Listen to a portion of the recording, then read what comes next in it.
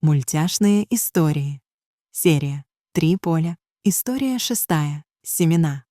Они стояли у старой стены, а рядом колыхались пушистые головки, семена на длинных тонких стеблях, как письма, которые еще не отправлены. «Смотри», — сказала Марина, — «лето не заканчивается, оно просто прячется в семена». Ай наклонился ближе. Каждое пушистое облачко, как послание будущему, легкое, почти незаметное, но с целой вселенной внутри. «Эти семена — это все, что было», — сказал он. «Весь свет, весь дождь, все шаги по полю, все осталось здесь». Они молчали, потому что знали, лето не умирает, оно просто рассылает себя по ветру, чтобы весной кто-то снова сказал: «Посмотри, цветет», и даже не знал, что цветет все то, что было прожито тогда. С любовью. До конца.